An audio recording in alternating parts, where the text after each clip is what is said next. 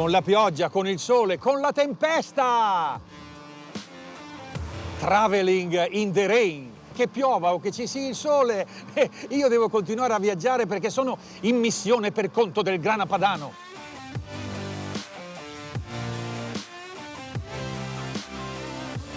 Devo individuare delle tracce di biocompatibilità, degli esempi di transizione ecologica. Beh, il più bell'esempio è la mia moto, elettrone, moto d'epoca trasformata in elettrica proprio per essere, come dire, ecocompatibile. Ho solo un dubbio, speriamo che non abbia paura dell'umidità. Finora sta andando e mi ha portato fin qua. Sono in Veneto, nella Marca Trevigiana, sono tra il Montello e il Piave. Dai, che forse smette di piovere e si apre. Slow Tour Padano, il viaggio continua.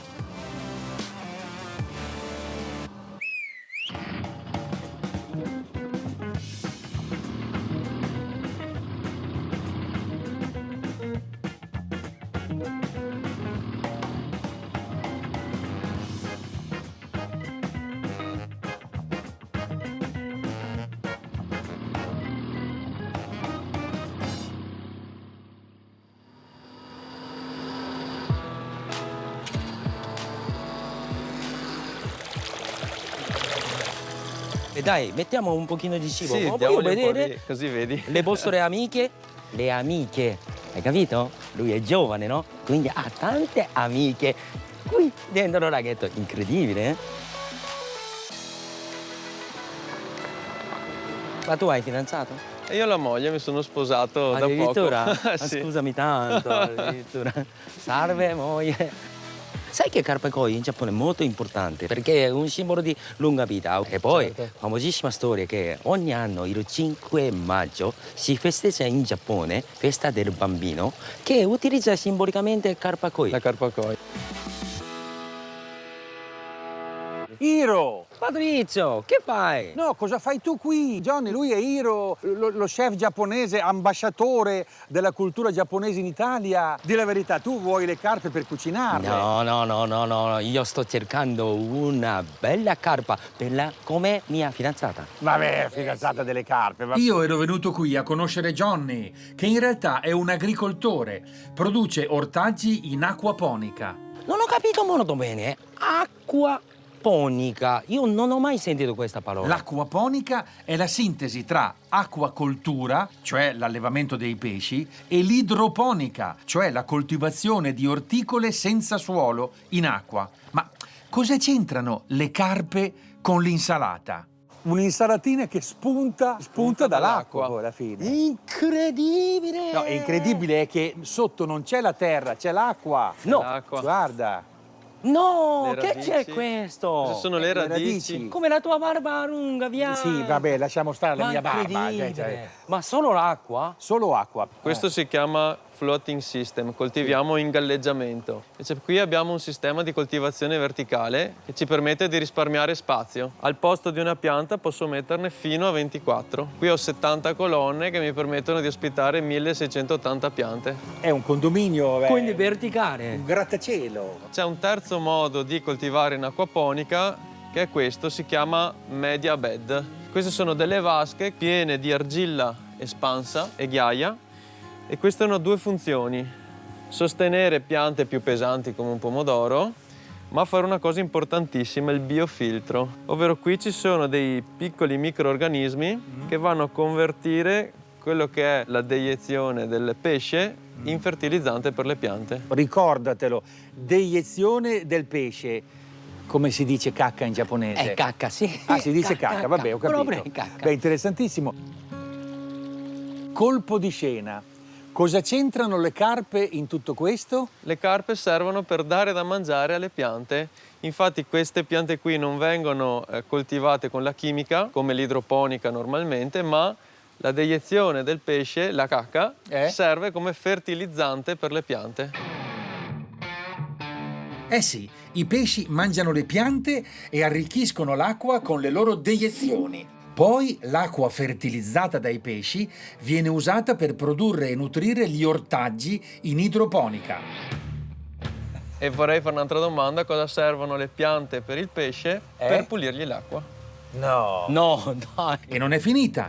Con i resti delle verdure, Johnny addirittura alleva delle mosche che producono delle larve. E questi poi diventano dei bruchetti che diventano cibo per le carpe. Incredibile! Cioè, se questa non è economia circolare, io...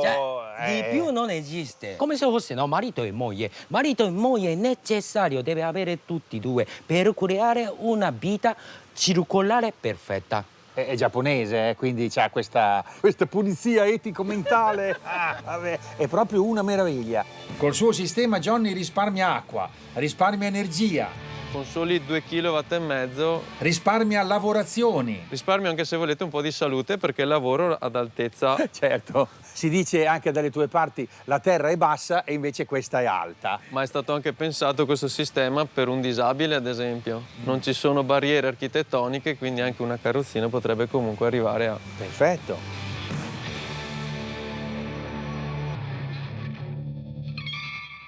Adesso ci sono tante città che non ha terreno.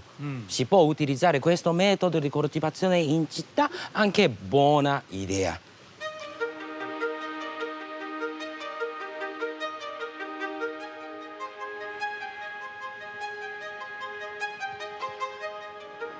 Iro, Ah, Patrizio! cosa stai facendo? Hai visto? Sì. Sto sentendo il profumo della vita di api. Ah, della vita delle api. Bellissima esperienza. Vuoi provare? Dell'apità, no, Ah, io... Sì, un'altra delle idee di Johnny. Alleva anche delle api e ha collegato questo tubo all'arnia. Tramite una mascherina con un filtro succede... Che noi andiamo a respirare l'aria che è presente all'interno dell'arnia. Pensa che quest'aria è ricca di particelle di miele, di propoli, e quindi vai a sommare quell'effetto benefico che avresti se mangiassi solo il miele o il polline o il propoli. L'apesol, l'areosol con l'aria delle api. È incredibile. Va, dai. Johnny, io a questo punto avrei qui una sorpresa. Oh. Johnny Moretto, io sono inviato speciale del Grana Padano per individuare delle tracce di economia circolare, dei tentativi di transizione ecologica, e tu in questo sei il principe. Quindi Grazie. questo è un presente del consorzio del Grana Padano, ma c'è anche questo, guarda, con tanto di inchino di Iro. Questo è un modellino di elettrone, la mia moto d'epoca, trasformata però in elettrica per non inquinare. Bella storia quella di Johnny. È bello anche incontrare Iro, che come me è in viaggio da queste parti. Iro, ma tu ti muovi con quella... Con la bicicletta elettrica. bicicletta elettrica, sì. Vabbè, ma anche elettrone è elettrico. Ma non possiamo andare assieme. Io vado troppo forte con elettrone. Ma non c'è problema. Io ho anche il mio aquilotto elettrico. Vabbè, Ecco, guarda, sei bellissimo. che Così siamo bellezza. omologabili. Possiamo viaggiare assieme. Finalmente. Andiamo a Padova! Padova.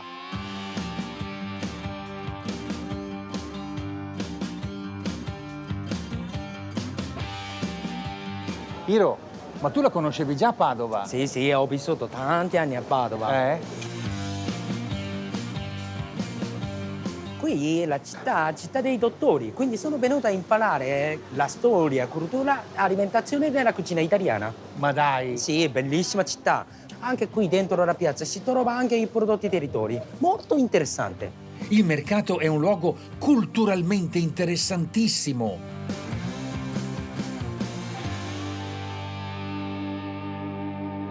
E qui dobbiamo dimostrare il legame che c'è tra la campagna e la città, tra il territorio, i prodotti e la città. Fin da prima dei Romani qua era un mercato legato al contado, legato a...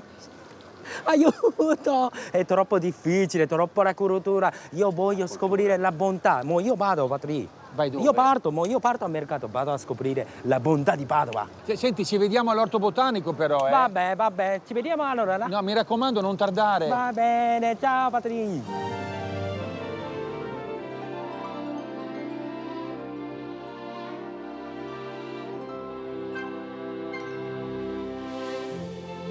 È interessante, questa piazzetta mattina di solito così mercato in generale e poi la sera qui è famosissimo l'aperitivo, sì, infatti tutti prendono spritz e poi brindano.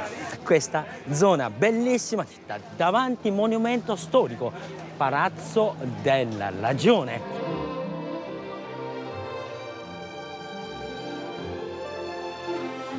Ha avuto ragione l'UNESCO a proteggere il Palazzo della Ragione, ma una vera chicca sta sotto l'antico mercato coperto. Lì, come dire, lì si proteggono altri tesori e sono praticamente tutti i prodotti tipici del Veneto. C'è il prosciutto berico euganeo, c'è la soppressa, ovviamente il grana padano, il miele delle Dolomiti, l'olio del Garda, il riso semifino vialone nano e tanti vini, dall'amarone al soave. Opere d'arte gastronomica da valorizzare e salvaguardare, proprio come i monumenti. UNESCO e DOP, uniti nella cacciotta e nella pagnotta. Ah, eccolo qua. In questo momento cosa consigli prodotto di stagione di Veneto? Che c'è? Radicchio, vero? Radicchio di Treviso, questo è radicchio di Verona. Incredibile. Qui uno dei più famosi produzioni di radicchio, sai, il sapore amaro e dolce, quello che presenta il sentimento, la filosofia di questo territorio. È il simbolo della borsa che gli strazzaroli, cioè quelli che vendevano le cose usate, mettevano in palio una volta l'anno. C'era l'albero della cuccagna e chi arrivava fin su vinceva una borsa. Beh, quanti simboli! La cuccagna, l'abbondanza, la ricchezza in contrapposizione agli strazzaroli e la borsa. Bah, guarda, guardando all'insù qui a Padova si scoprono un sacco di cose. Ma insegna un pochino di parole veneta. In dialetto veneto? In dialetto veneto. Beh, vabbè, le zucchine sono chiamate sukoi. Sugoi. In Giappone significa sorpresa, sugoi. Meraviglia e sorpresa. Un'altra parola divertente in Veneto sono i fagiolini, che le chiamano o tegoine o teghe. Io sono teghe. Sì. Le prugne armene, perché le avevano portate gli armeni a Venezia, a San Giorgio degli Armeni, e poi sono andate in tutto il Veneto. No, non sono gli amoli. Qui, Da noi sono le albicocche. a Venezia sono le prugne. A San Giorgio. Ma Padova è una provincia di Venezia, non è mica Venezia. Il Veneto è Venezia, anche a Massa, 1000 anni di storia veneziana. Iro, hai scatenato una rissa storico-campanilistica. No, Le prugne, sono non le le albicocche. albicocche. Vabbè. Andiamo via. È meglio. Fammi invece raccontare un altro posto speciale. Questo è un punto molto importante a livello storico, legale, agricolo, perché è il Canton delle Busie, perché qui in questo angolo c'erano i mediatori che ovviamente si raccontavano anche delle bugie, erano anche poco onesti. E allora ecco qua le misure che ufficialmente sono state decretate in modo da non avere discussioni. Allora il brazzolaro per le stoffe, lo staro per i cereali e i semi, il copo per la farina e il quarelo. Il quarelo invece era per i mattoni. Incredibile, New York, Chioggia, Tokyo. Qui collegato comunque Giappone e Padova, molto interessante, c'è grande amicizia. Io voglio prendere acciughe. Sì, infatti qui zona Venezia e Padova in Veneto che ingrediente fondamentale l'acciughe sotto sale e in olio. Dai, questo è un vero monumento alla storia commerciale. La spezieria ai Due Catini d'Oro, una bottega storica vecchia di più di 300 anni. Da dentro, se guardi fuori, la vetrina verde, bianca e rossa. Era un segnale contro gli austriaci, ma si vedeva solo da dentro, perché da fuori no.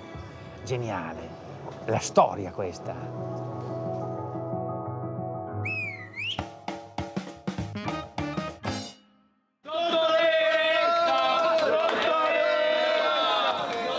Guarda, a Padova fa questo casino. Slow Tour con Iro al mercato di Padova. Padova, università, città di dottori. Dottore, ecco qua, un altro dottore oggi è laureato. Come ti chiami? Giuseppe. Cos'è specializzato di? Medicina. Medicina, ovviamente la medicina. In futuro cosa vuoi fare? In futuro vorrei fare l'ortopedico. Ortopedico. E i soldi, tanti soldi. No, dai. In Veneto come si dice i soldi? Gli skei. Gli skei. A proposito di economia circolare, Padova, tutti vanno in bicicletta, c'ha 162 chilometri di piste ciclabili. Ehi, Patrizio! Iro! Ecco qua, sono Ciao! arrivato, Hai visto? Hai fatto spesa? Sì, ho acquistato tanti prodotti di questo territorio, bellissimo, Sì? Radicchio, e poi fiori di zucca, e poi lattuga. Buonissimo, fresco. E cosa ti serve? Io devo creare una ricetta molto interessante, utilizzando questi ingredienti tradizionali di questa zona. Va bene. Oh, adesso però ci aspettano all'orto botanico. Orto botanico? Orto botanico. Orto botanico di solito ci saranno tanti bonsai, vero? Ma che bonsai, ma non... qui c'è della roba grossa, qui ci sono piante da tutto il mondo, l'orto botanico più antico del mondo. Ma dai, vai, andiamo. vieni.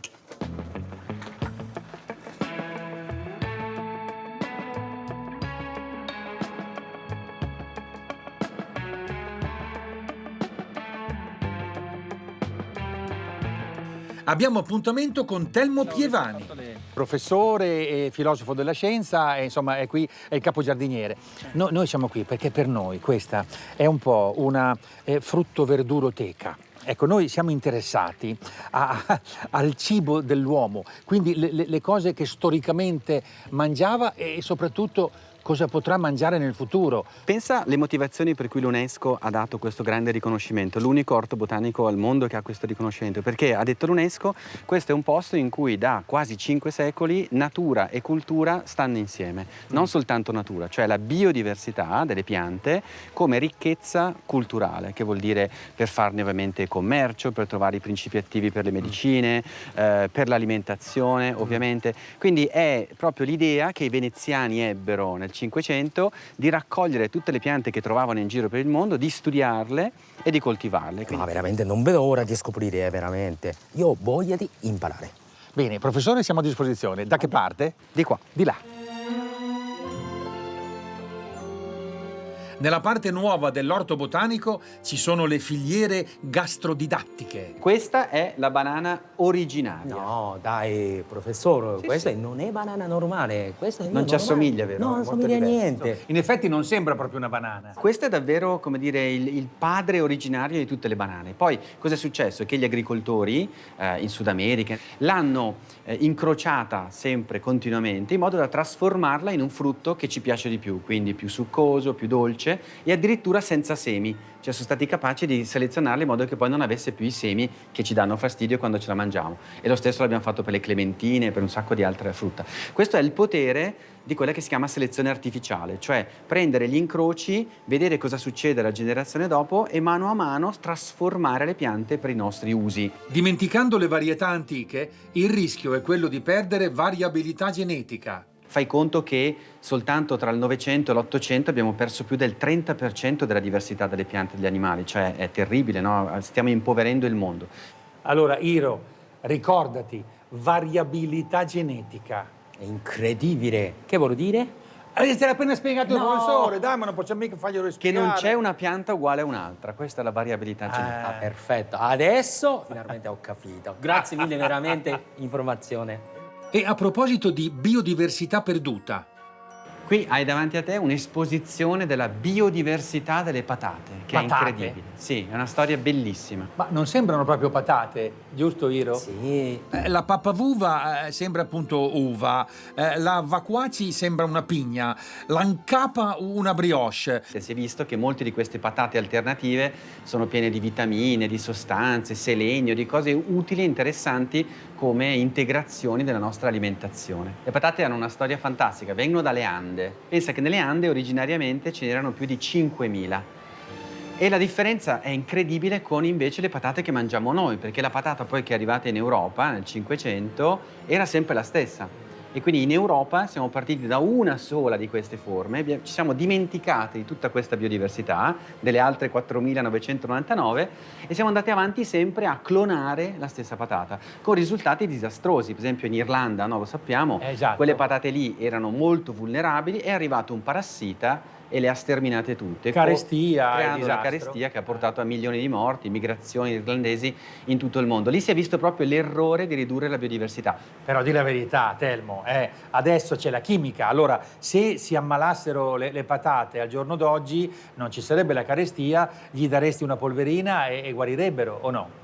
No, direi di no, non la penso così, diciamo, polverine, integratori da soli non possono mai essere un sostituto della biodiversità. Nel senso che, secondo me, noi dobbiamo usare la scienza partendo da qui, cioè sapendo che questo è il nostro patrimonio che non possiamo intaccare, e poi usare tutte le conoscenze, nuove tecnologie per garantire questa biodiversità e fare in modo che sia più efficiente possibile, ovviamente, per dare cibo alla maggiore quantità possibile di popolazione. Ricordandosi però che il pianeta Terra è finito, non è infinito, e quindi più di tanto, secondo me, non si può chiedere alla natura di darci. Ma a proposito di futuro?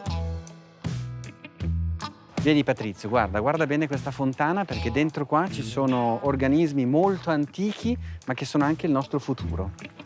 Ma dai, Prova a guardare bene. in questa Non fontana, vedi niente. Iro, cosa vedi? Ma incredibile, sembra un mucchio di fango. Sì, un mucchio di fango. Cioè, il futuro è così? Ma perché mi hai portato qua? Perché questo è un po' una specie di zoo dei cianobatteri, di cui la spirulina è una varietà. La spirulina, no? sì. Esatto, sono degli organismi meravigliosi che hanno cambiato letteralmente il mondo, perché 2 miliardi di anni fa sono quelli che hanno iniziato a fare la fotosintesi e quindi a immettere in atmosfera l'ossigeno, che è un elemento di scarto della fotosintesi. Aiutami a ricordare, perché è quarta elementare, ma la fotosintesi è che in qualche modo col sole, la luce del sole, Esatto. come dire, mangiano carbonio. Anidride carbonica che producono glucosio, producono le sostanze con le quali poi si forma il metabolismo, la struttura La degli vita. esseri viventi. Ma lo scarto è l'ossigeno, quindi noi possiamo respirare ossigeno perché loro, questi piccoli organismi, hanno rilasciato l'ossigeno in atmosfera. Hanno, nel caso della spirulina, una serie di ingredienti che sono fondamentali per la nostra alimentazione,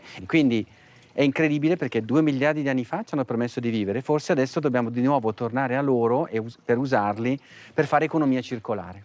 Iro, allora voi giapponesi siete avanti. Sì, ovviamente Esatto. i giapponesi è fondamentalmente alimentazione con alghe, quindi non vedo ora di scoprire cosa hai detto, cianobatteri. Cianobatteri. Cianobatteri, ad esempio la spirulina. Spirulina. No, spirulina. Spirulina. Spirulina. Spirulina. Vabbè, allora è importante, dobbiamo capire bene che cos'è la spirulina, cosa sono i cianobatteri, perché Telmo dice che sono il futuro.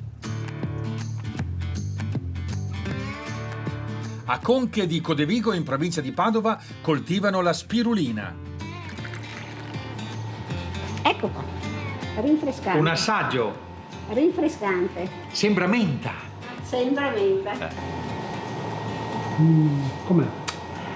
È la clorofilla che la fa verde, bellissimo. Iro, lui è Ernesto. Grande piacere, sono Iro. La spirulina quindi è una bestiolina che cos'è quello? Che cresce in un ambiente alcalino, quindi diciamo che l'ambiente naturale della spirulina sono i laghi del Centro Africa o del Sud America e storicamente venivano usati dalle popolazioni del luogo per alimentarsi. Ah, quindi è una tradizione antica? È una tradizione non l'abbiamo molto scoperta antica. noi? Non l'abbiamo scoperta noi. Ma come fai allora a coltivare la spirulina? Allora, tutto parte da qui. Qui abbiamo il ceppo che viene mantenuto sempre in vita, che può essere considerato come la madre del lievito o dell'aceto. Questa macchina è molto interessante, no? Movimento come se fosse una macchina ipnotica. Io sto girando già la mia testa, io che sta girando, però secondo me questo movimento è come se fosse un coccole per un neonato, un bambino. Sì, la spirulina viene coccolata. Infatti, tu Ora lavori. io devo coccolare. Tu sei madre della spirulina, giusto? Sì. E dopo con questo liquido che contiene il principio della spirulina? Quando è pronta ad alta concentrazione e anche quando il clima lo permette, perché qui utilizziamo solo la luce del sole, Si prende un contenitore di questi bello concentrato e si va di là a inoculare un cilindro che a sua volta crescerà, arriverà ad alta concentrazione e si userà quel cilindro per riempirne un altro e poi un altro e così via fino a riempire poi tutto l'impianto. Ma Iro, è lo stesso principio dell'aceto balsamico tradizionale. È incredibile. È uguale, eh? Incredibile. È proprio così, nel senso una botte, un'altra botte, un'altra botte. Fino a riempire tutto. Tutto avviene in un ambiente assolutamente protetto, controllando la temperatura, il pH e tutti gli altri parametri grazie a un fotobioreattore sterile. Un impianto sofisticato, cofinanziato dal progetto Horizon 2020 della Comunità Europea. E quanto tempo impiega a svilupparsi? Per riempire tutto ci si impiega un mese a riempire tutto quanto l'impianto. Ma poi cosa salta fuori? Cioè, qui è un Liquida. liquido, no?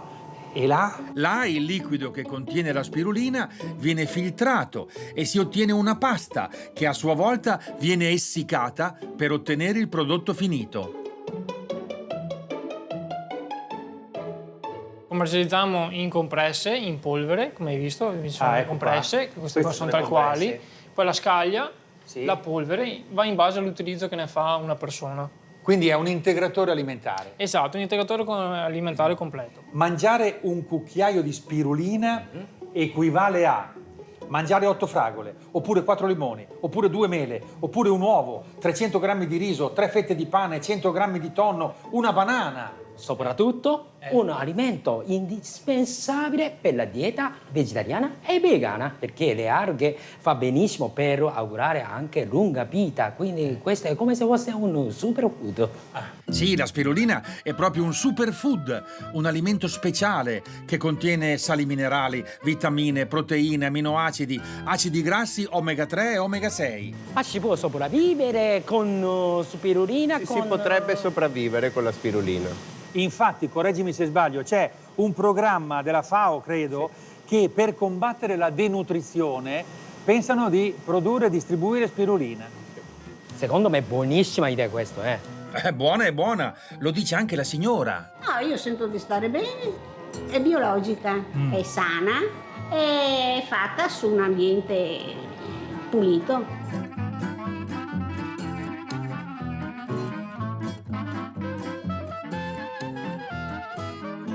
Interessante, Iro. Molto interessante. Certo, perché se ne parla, ma non si sa bene cosa sia. Poi scusa, Iro, ma che cos'è questa? Ecco qua, ho rubato spirulina. No, Iro, ho rubato, ma che figura abbiamo fatto? È perché anch'io devo provare, voglio cucinare questa spirulina. Vabbè, devi cucinare, capisco. A proposito, Iro, abbiamo bevuto un sacco di spirulina. Come ti senti? Mi sento molto leggero, come se fosse un'aria. E poi mi sento pieno di energia. Sono diventato superhero? E io chi sarei? Hulk!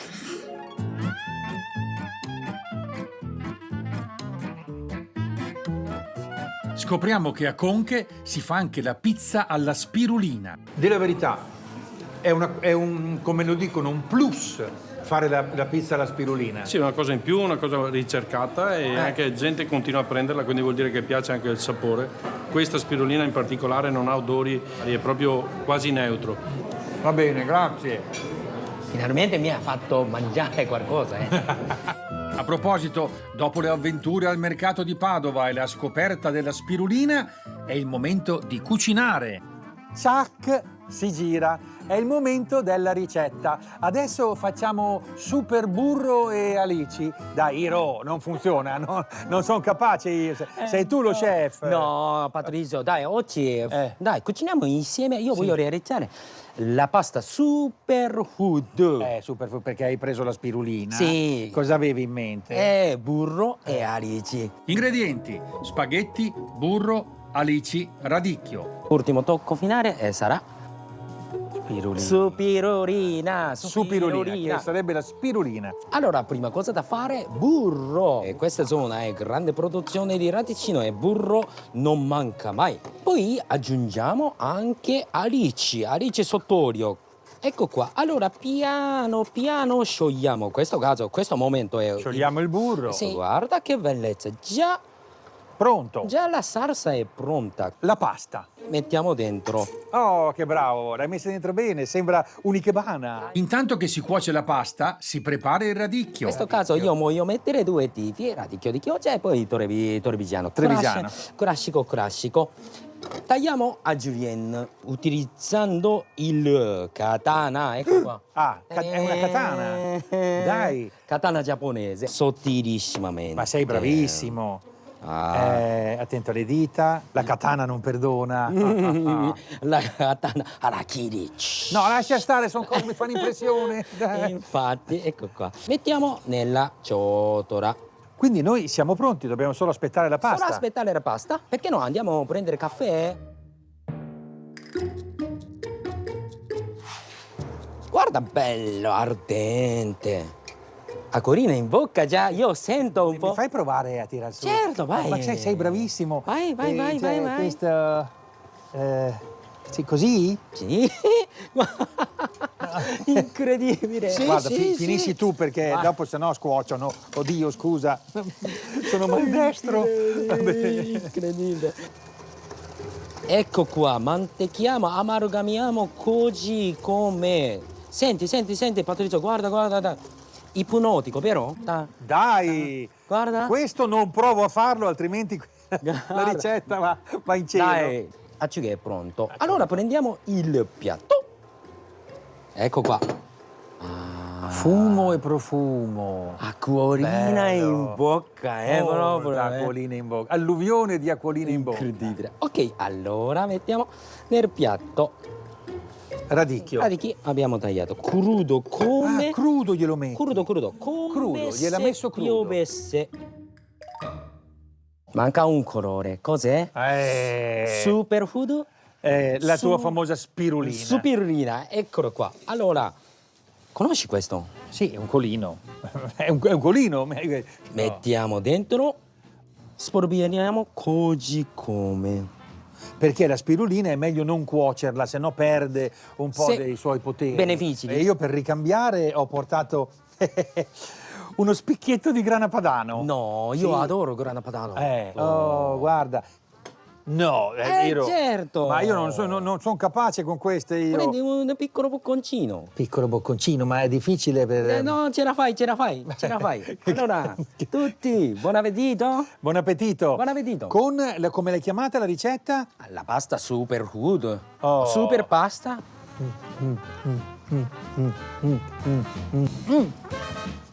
Buono! Pieno di energie, Iro, ci dobbiamo salutare. Grazie mille, bellissima Io esperienza. continuo il mio slow tour con elettrone. Bene, anch'io continuo il mio viaggio. Dai, grazie, comunque è stato molto bello e gli spaghetti erano buonissimi. Grazie mille, Patrizia, ciao! Ciao Iro!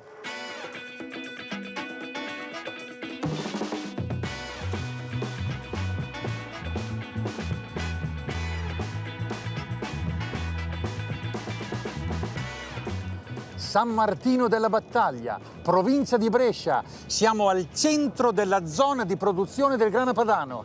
E guarda caso c'è la sede del consorzio. Sono qui per capire.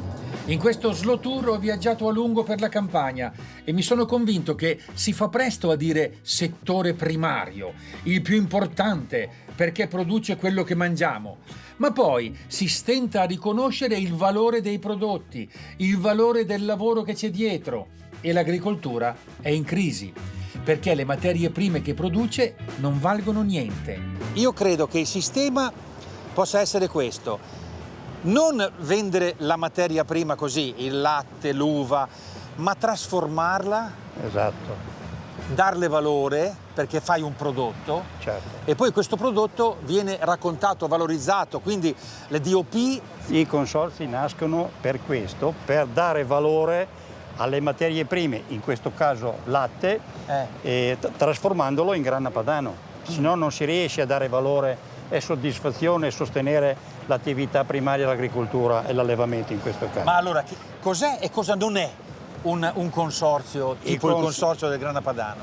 Il consorzio è un ente, Patrizio, che nel suo statuto, nelle sue pieghe, è molto chiaro, deve tutelare la denominazione di questo formaggio sia in Italia che all'estero, promuoverlo e difenderlo. Questa è la missione di un consorzio. Cos'è che non è? Non è certamente un'industria, non è certamente una marca, è un marchio. Allora, quindi, diciamo, protegge la provenienza, Certo.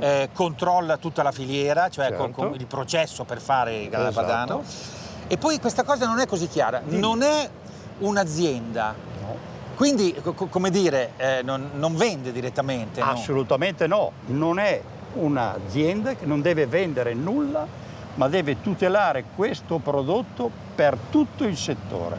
Quindi è come dire il Chianti è una zona, il Chianti è un tipo di vino, ma non ho detto l'azienda specifica che fa quel Chianti lì. Esatto. È così? È così. Un consorzio quindi non rappresenta nessuno in particolare, ma rappresenta tutto l'insieme di coloro che sono coinvolti in una determinata filiera. Un consorzio è un nome collettivo. Ecco, qua la mappa parla chiaro, guarda. Questa è la zona del grana padano, che parte dal Piemonte, Lombardia, Emilia, Veneto, fino al Trentino. Questi bolli azzurri sono i caseifici. 142 caseifici e poi 4.000 stalle, 149 stagionatori, 196 confezionatori. In pratica 40.000 persone che lavorano qua nell'indotto Esatto. del grana padano. La metà del latte che viene prodotto a nord del Po viene Trasformato in grana padano. Non siete semplicemente una filiera economica. Noi siamo i veri testimoni del territorio, di una cultura del territorio, della difesa del territorio. Noi stiamo spendendo in risorse per studiare il risparmio dell'acqua, il risparmio energetico, per abbassare le emissioni di CO2 in atmosfera. Comunque abbiamo parlato di filiera, abbiamo parlato di caseifici, adesso col suo permesso vado al mercato perché voglio vedere l'ultimo anello della catena e della filiera.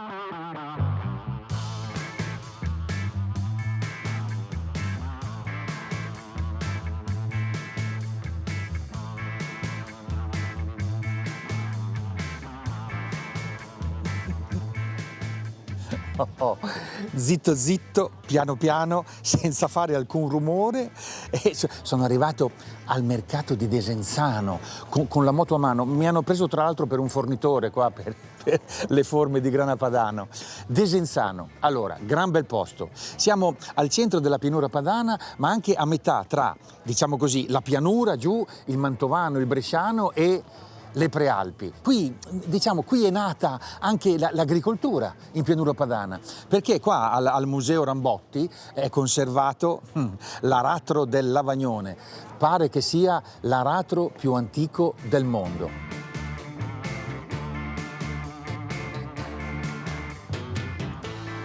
Al mercato ho un appuntamento. Sta facendo i controlli. Allora, l'hai conosciuto, Matteo.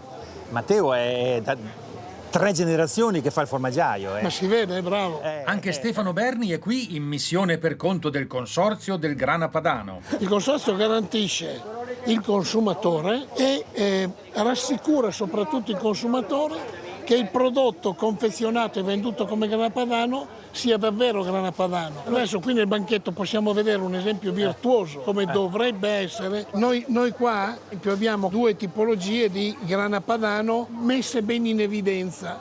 A fianco c'è un formaggio similare chiamato formaggio stravecchio italiano e quindi il consumatore quando viene qua un po' aiutato da Matteo e un po' da queste scritte non si confonde. Certo, sa quello che compra. Sa quello che compra. Allora, controlli. Fate dei controlli che non sono solo di carattere commerciale. Sono di verità. I controlli sono anche sul disciplinare, sulla certo. qualità del prodotto. Vengono verificati i 200 caseifici e confezionatori. Vengono verificate le 4.000 stalle perché noi, grazie alle analisi biologiche che ci fa per esempio il laboratorio pubblico di San Michele all'Adige, Trento, siamo capaci di capire se quel pezzo di formaggio lì viene ad esempio da Brescia piuttosto che da Piacenza. Tracciabilità. Tracciabilità, ma quando cercano di spacciarmi per grana padano un prodotto diverso fatto con latte che veniva ad esempio dall'estero, l'abbiamo beccato. Ecco. Beh, noi abbiamo 200 tra caseifici e confezionamenti che vengono controllati da un organismo pubblico terzo, si chiama CSQA, che è di proprietà della Regione Veneto. CSQA. Squà potrebbe essere un marsupiale australiano, parente del canguro. Oppure potrebbe essere, ma sì, lo squà è un formaggio fresco, parente dello squacquerone, no? Oppure, ho anche un dubbio, che possa essere l'ente di certificazione di sicurezza e qualità alimentare, CSQA. CSQA è un ente di certificazione autorizzato dal Ministero delle Politiche Agricole, Alimentari e Forestali, che opera proprio sul settore agroalimentare per controllare i prodotti di qualità. Controlliamo tutta la filiera produttiva, dalla materia prima fino al prodotto finito. Ed ecco all'opera Luca del CSQA, che controlla Andrea del consorzio, che a sua volta controlla una forma di grana padano. 2 livelli di controllo indipendenti. E questa forma ha 9 mesi. Questa forma ha 9 mesi. E adesso fa l'esame. Esatto. Va bene, vai con l'esame. Allora, verifichiamo che questa forma innanzitutto abbia una placca di caseina. Questa qua? Che sarebbe la carta d'identità. Carta d'identità con data e luogo di nascita. Ma mi spieghi cosa senti? Cosa ricavi da questa prova? Allora, il suono deve essere tutto omogeneo e compatto. Intanto che si prepara la cerimonia finale, io vorrei approfondire il ruolo terzo, cioè autonomo del CSQA. Ma proprio se tu dovessi sintetizzare i pilastri del disciplinare sui quali non si transige. Questo è un prodotto DOP, quindi di altissima qualità. Prima di tutto il legame forte con l'ambiente, quindi gli allevamenti devono essere all'interno di una zona geografica definita e quindi in particolare devono rispettare un'alimentazione. Dopodiché la caseificazione deve seguire dettami di temperatura e di coagulazione. Poi, molto importante, è la fase di stagionatura che deve avere appunto un minimo 9 mesi. E dopo 9 mesi? Finalmente ho capito cosa vuol dire CSQA. Vuol dire certamente, sicuramente, qualità assoluta. CSQA, va bene, ti piace? Va bene, dai. Oh, come consumatore, insomma, oggi ho capito qualcosa in più.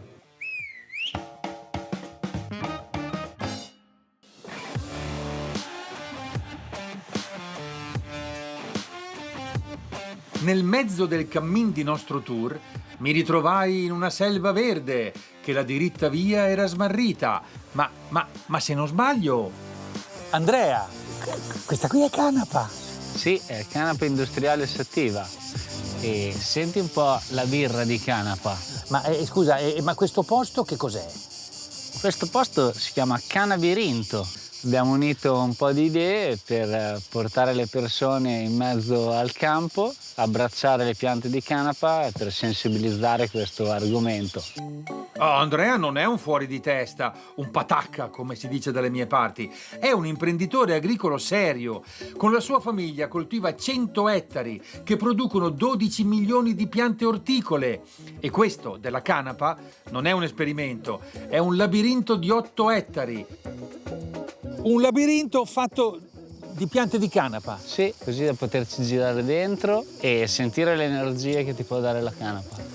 Da queste parti di canapa non se ne vedeva da anni. Non me l'immaginavo mica così alta, la canapa. È enorme, è una pianta proprio. La canapa è così, è gigante.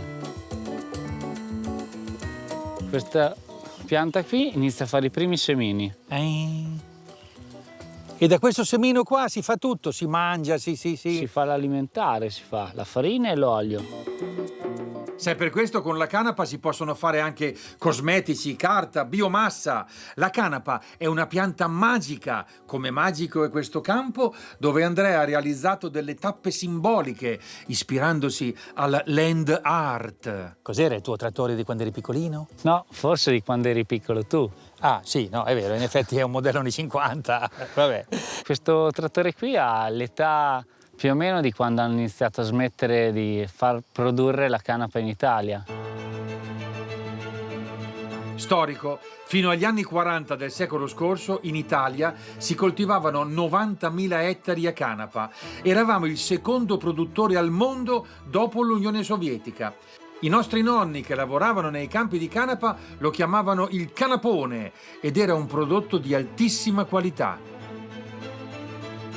E dopo una legge americana ci ha portato a smettere completamente la produzione di canapa. Perché a un certo punto le fibre di canapa facevano concorrenza alle fibre tipo nylon. Nylon, sì. Per questo era un grosso concorrente ai grandi dell'economia mondiale e quindi hanno cercato di vietarla in tutti i modi, raccontando sicuramente un po' di balle. Andrea, a me lo puoi dire, che tipo di canapa è questa? Questa è canapa industriale sativa. Che non c'ha il THC, che adesso mi sono scritto cos'è il THC, è tetraidrocannabinolo, che sarebbe il principio attivo psicoattivo. Negli anni 70, con la scusa che la canapa sativa, cioè quella per bene, assomiglia a quella indica, cioè quella birichina e tossica, si è deciso semplicemente di proibirla del tutto. Questa, che è la sativa, non ha il principio attivo. Va bene? Negli ultimi 20 anni le leggi sono cambiate e adesso la canapa agricola sativa si torna a coltivarla anche in Italia, oltre che in tutta Europa. La canapa è stata riabilitata, una bella storia, eroica ed epica. La canapa, vittima della globalizzazione capitalistica.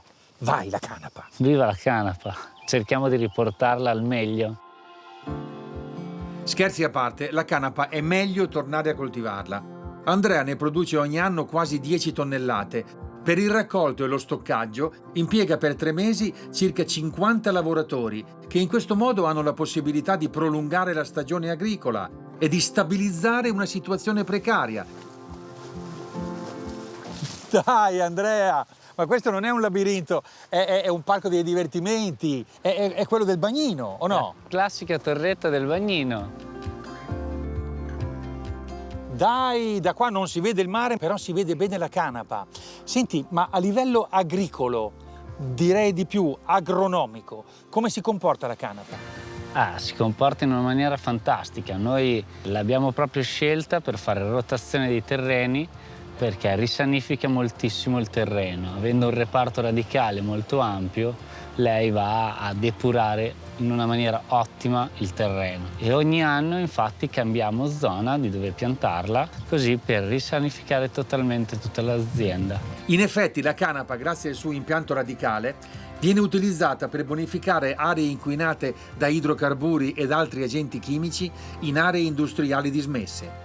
Andrea, ci vuole molta acqua per la canapa? No, assolutamente. Si pianta a maggio e le prime piogge riescono a farla partire e poi lei va da sola, non ha bisogno di nulla. Va da sola. Questa pianta miracolosa viene dal Medio Oriente. Le popolazioni nomadi qualche secolo prima di Cristo la portarono in Russia e da lì si è diffusa in Europa. Serviva a fare di tutto, dalle corde alle vele, ad esempio quelle delle nostre repubbliche marinare. La canapa ha conquistato l'America, nel senso che le vele di Cristoforo Colombo e anche ovviamente tutte le cime, le drizze delle caravelle erano di canapa. Sì, hai ragione, era tutto di canapa. Adesso addirittura con la canapa pare che facciano anche le scocche delle automobili, cioè... È talmente resistente utilizzare la canapa che è quasi più forte di qualsiasi cosa. Storico. Nel 1941 Henry Ford presentò la Amp Car, che aveva la scocca costruita in fibre naturali ed era anche alimentata ad etanolo, ottenuto sempre dalla canapa. Ford, per dimostrare la resistenza della carrozzeria, si fece fotografare mentre la prendeva a martellate. In questi anni alcuni grandi marchi automobilistici hanno sostituito parti delle carrozzerie in metallo e plastica con fibra di canapa.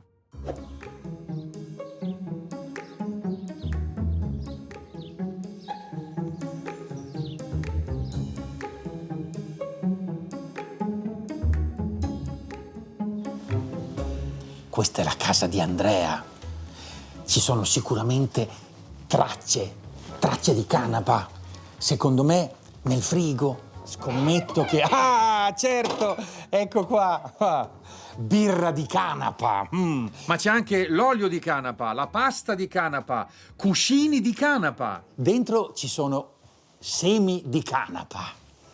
Questo è intonaco. Canapa e gesso. Ma no, Patrizio, è biocalce. Ah, certo, il termine corretto è biocalce. Comunque la canapa è perfetta per la bioedilizia. Ricapitolando, la canapa in bioedilizia è fonoassorbente, è contro l'umidità, è ignifuga. Sì, assolutamente. Fa 1 milione di cose, ma il bello è che dopo aver fatto 1 milione di cose, la canapa la riesci a smaltire meglio di una casa di cemento. Decisamente. Visto che sei così curioso di sapere tutto quello che si fa con la canapa, vai pure di qua. Di là? Sì. Vado di là.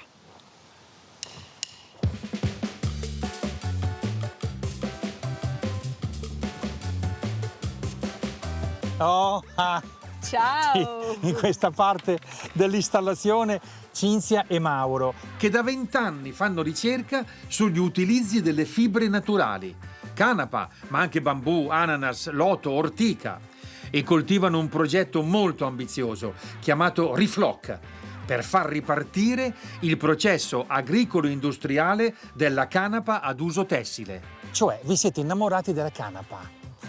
Abbiamo iniziato a fare dei tessuti, ci siamo chiesti i filati, ci siamo fatti delle domande per quanto riguarda l'interesse di poter riportare sul territorio italiano, comunque sul nostro territorio, un qualcosa che c'è sempre stato. Questo è il tessuto fatto proprio con questa piantagione. Proprio sono quelle di Andrea. Degli altri anni, sì. Canapa. È stato fatto in una forma estremamente artigianale. Ancora profuma. Sì, è vero. È vero che sa profumo, non è mica un modo di dire. No, profuma di terra. Dai. Anche questi sono dei prodotti con la canapa. Ma questo addirittura 100% canapa. Dai, che bellezza. Estremamente traspirante, antibatterico. Antibatterico? Sì. Mantiene lo sporco, cioè lo mantiene lontano. mantiene lo sporco, non era proprio... Mantiene lontano. Dai, faccio la mia figurina. Direi che ti sta. Secondo voi, in termini di filiera economica, potrà riprendere? Deve riprendere, perché è il futuro. Poi noi abbiamo grandi tradizioni, dobbiamo solo andare a recuperarle. Quindi è una tradizione che va reinventata e può decollare verso una filiera ecologica ed economica. Mi piace questa cosa della tradizione che viene recuperata in funzione del futuro, è come Elettrone, la mia moto elettrica. Esatto. Siamo allineati. E siamo alla fine della seconda serie di questo Slow Tour padano, che è servito a me e spero anche agli spettatori consumatori per capire come vengono fatte le cose buone che mangiamo e chi le fa. Un viaggio partito dalla terra per arrivare alla tradizione, alla gastronomia, al paesaggio, in una parola, alla cultura del territorio. E se volete approfondire, togliervi qualche curiosità o vedere qualche retroscena di questo viaggio, www.italiaslowtour.it.